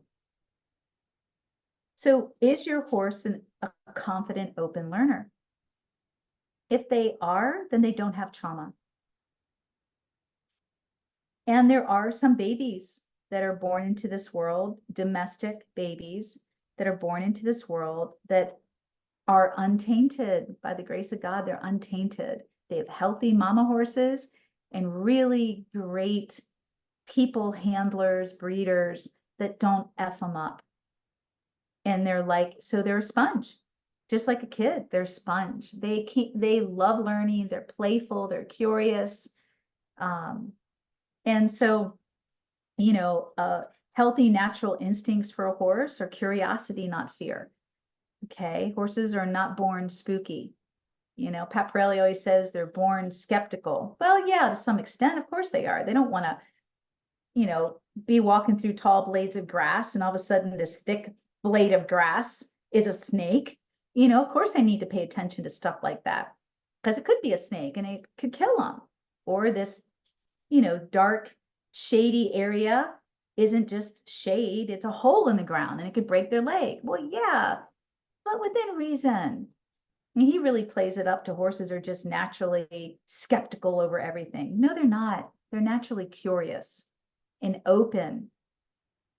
Same goes for wild horses. The problem with people, it's with people, not horses, is that it's a wild horse. First thing you need to do with that wild horse is just let him be a wild horse in your domestic world, in your confined world, which hopefully isn't too confining for them, and let them get used to their surroundings. And a lot has to go into that. I tell you, horse ownership is like kids, you guys. It is not easy. These horses deserve so much more than we give them. Really do. They deserve so much more understanding of what they need, what they really need. And we need to do our best to meet those needs. So think of raising kids. It's no different.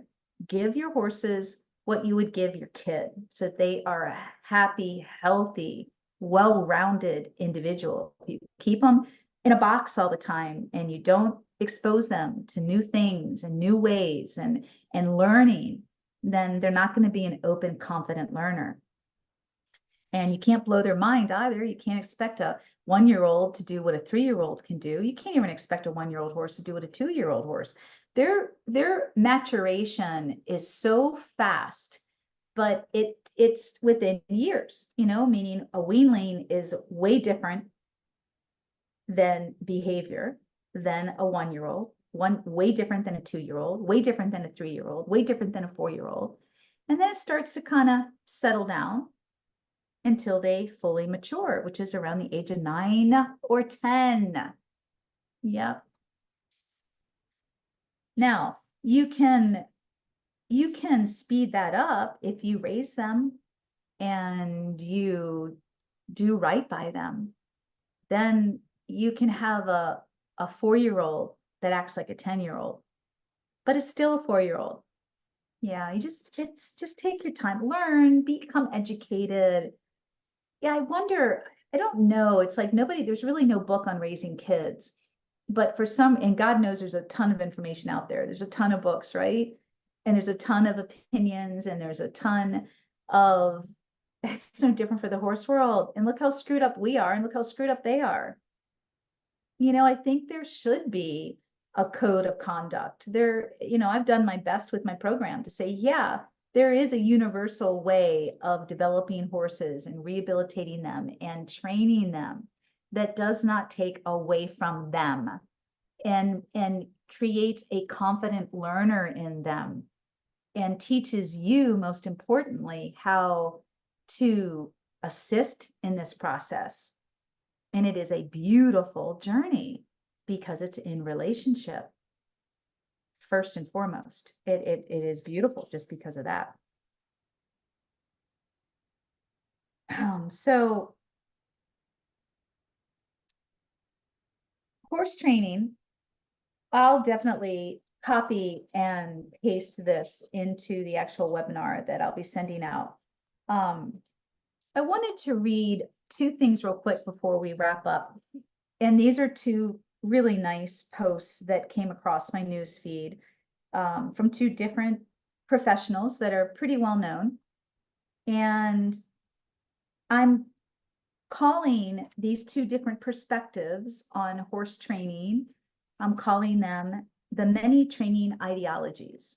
And I want to share them with you because they're coming from two really well-known, like I said, horse trainers. And they're just really good. I just pass this information along to you. Here's the first one. I think one of the most important deciding factors on what training style to use on a particular horse has everything to do with the individual horse's mental fortitude. Now, I have to disagree with that. Everything else I really like because I don't agree with that. And it's based on 20 years of evidence-based research. If your horse's mental fortitude, like I just said, is not confident and not open to learning the same thing that every other horse should be learning, then fix that mental fortitude. There's something wrong there. It's called trauma. I'm here to tell you that a healthy, untainted, open, confident horse can learn anything. They may not be the best at it, but they'll learn anything. This is where we start to screw people up. So this person I admire, they have a huge following, but really, what do you specialize in? You don't specialize in what I specialize in. I specialize in one complete universal, and the other word I'm going to say is inclusive, complete training program for all horses. I don't know of anybody else out there that can say that. So I'm going to say I offer the only one. And because of that, I'm here to tell you that every horse can learn the same things, but they are going to learn differently because of their individual nature, just like us. Your job is to learn everything you need so that you can figure out who they are as a learner and help them learn. That's what I teach you. I teach you a holistic approach so you can first rehabilitate your horse, as they can't learn anything until you start rehabilitating them. Because 98% of our horses are not confident learners. You've got to rehabilitate them. Then you can put the foundation in. So that part I disagree. And this is what screws all of you guys up. Because now she's saying the deciding factors on what training style to use on a particular horse has everything to do with the individual horse's mental fortitude. How about we say training approach? This is where language is not used very well or understood correctly or used correctly. Maybe she really meant to say training approach. If I change style to approach, I think one of the most important deciding factors on what training approach to use on a particular horse has to do with the horse's mental fortitude. Then I agree 150%. But what happens is style is the same word as method. I have my own style, I have my own method, I have my own program. She continues, with so much of the time we select horses based off of their athletic ability, but few of us are taught or have enough experience with enough different horses, I agree, to truly grasp how much one must alter their practices based off of that individual's mental fortitude. So see, that's where I disagree. Because we need an education. There is a huge lack of education, general education in equine training, period, across the board, even with professionals. And this person is not a professional horse trainer as much as she is a biomechanics, like physiology horse specialist that is branching out into training, does her own training, but that's not really what she's selling. If you knew who she was, she's really selling her biomechanics. Yeah. But I'm here to tell you that, trust me, you need to learn how to assess a horse, any horse, based upon a proven assessment that is designed to show you how this horse feels on the inside about what you're asking them to do, and on the outside. It's a physical test too. So it's a mental, emotional, physical test. It's a holistic test. So she is also, it's a good article. She writes, and I say mental fortitude because it's not so simple as to say this horse is just sensitive. Okay. I'm going to disagree. My Lovey is super sensitive. For all of you that know Lovey, know her through my YouTube videos, know her personally, know her through my online courses. Lovey is sensitive. I am too. But Lovey is a lot of things. You can't take that sensitive nature away from Lovey. Now, was Lovey too sensitive? Let's look at that. How do you gauge sensitivity? How do you gauge healthy mental agility? How do you gauge healthy emotional agility? How do you gauge healthy or unhealthy physical agility? One word. Balance. Anything excessive is not healthy. One extreme to the other is not healthy. A horse that biomechanically leans, that's excessive. They're not balanced. There's no symmetry. A horse that is super sensitive and reactive, there is no balance. They are not healthy. A horse that is super quiet and dull, something happened. They're also super sensitive, but they chose to go deep within and become very classic shutdown. So the key word here is, how do you tell emotional, mental, or physical agility? Through emotional agility. And I teach this in my big program. What does emotional agility mean? Are you emotionally agile? Are you attached? Are you triggered? Are you balanced? This is all part of being self-regulated. It's no different than your self-regulation, your nervous system. Same thing for the horse. So let me backtrack, because I just supported this person when I was, beginning this conversation, and I don't have a lot of time left, nor do you, I'm sure, and thank you for staying.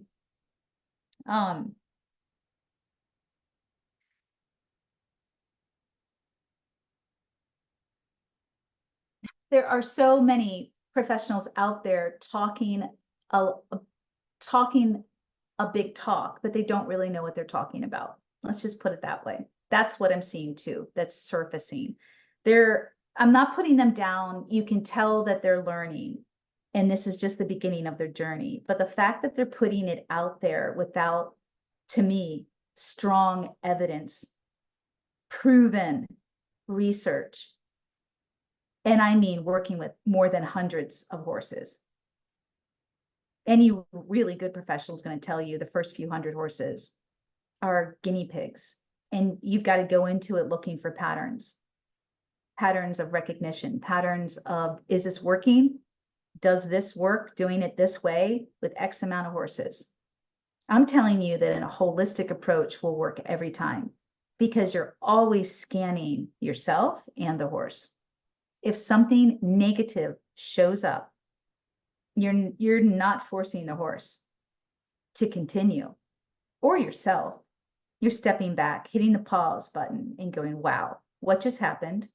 I need to look at this, and I need to start to identify what it is I'm seeing.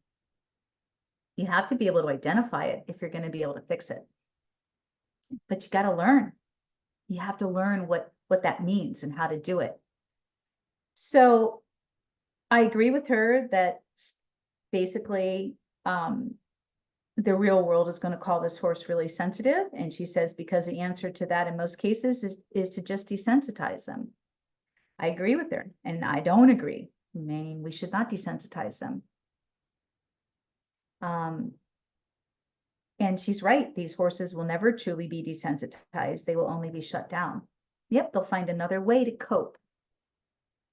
So for me, when I see a really extreme behavior in a horse, I want to keep seeing that. I want to allow it.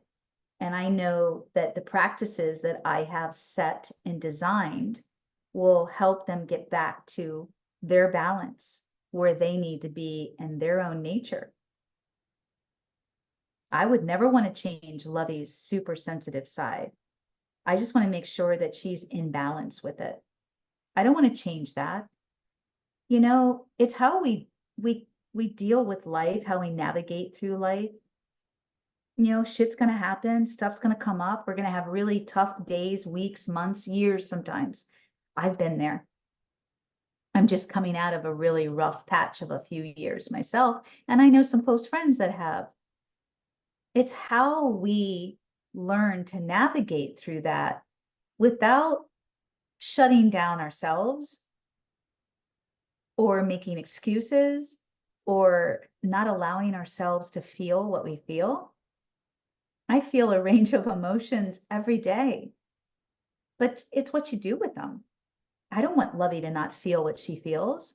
I just want her to be able to say, okay, can I reset? Can I get back to a parasympathetic nervous system? Can I get back to a place where I'm not attached to that emotion or triggered, and have clarity again? Because I know in a perfect horse world, wild horse world, they're always copacetic. They're always the same. There are no extremes in a horse world, a wild horse world. There's no extremes of behavior. I'm going to leave that. What I promise you guys is obviously this is recorded, and I will copy and paste my notes. There's 4 pages because I didn't get to talk about you know, the definition of positive reinforcement. It says a lot of really nice things. I think I will just say this one paragraph here. Positive reinforcement involves the addition, plus sign, of a reinforcing stimulus, something that the horse enjoys, wants, finds desirable, or needs. So positive reinforcement involves the addition of reinforcing stimulus following a behavior that makes it more likely that the behavior will occur again in the future. What this means in simple horse training terms is that if you like something the horse does, then you offer them something they want or like to increase the likelihood, so that it increases the likelihood of them performing that behavior again. Positive behavior, positive reinforcement. In this situation, it's food. Obviously, this is a very simplified version of what's called plus R training, in which all training with the horse is with plus R, and there's no use of corrections, punishments, or aversion, unpleasant pressure, theoretically, but this gives you the idea of what it's about. Okay, and I write, too much of anything in excess is not good and creates a natural imbalance. So horses in the wild have plenty of correction. They're correcting all the time. There's no punishment though. They're assertive, not aggressive. It's a big difference. This is where we've blurred the lines. We are aggressive. We're predators. We have a predatory mindset, and it can be very linear and very fixed and very forceful. There's a big difference between being aggressive and assertive. Horses are always assertive. Healthy horses are assertive.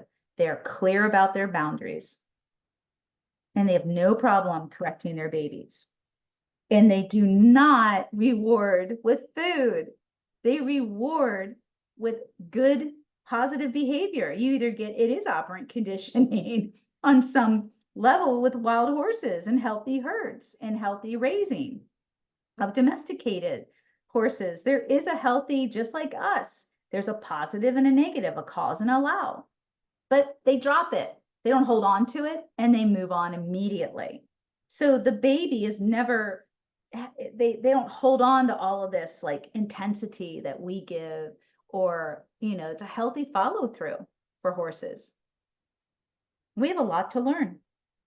So this is where the gentler horse method training and the positive reinforcement training has just makes me sick in a lot of ways. They've made a new method of training horses that to me is disgusting because there's no balance. Where's love and leadership? We started this whole conversation off with love and leadership. Where's love and leadership? Where's a balance in life? Nature's all about balance. It's all about duality. There's dark and light. There's positive and negative. You can't, nothing in this world is healthy if it's in excess. We are always, or should be, striving to find balance in what that feels like and what that means, how it shows up. Horses are always searching for balance, trying to get back to balance. So just think about that.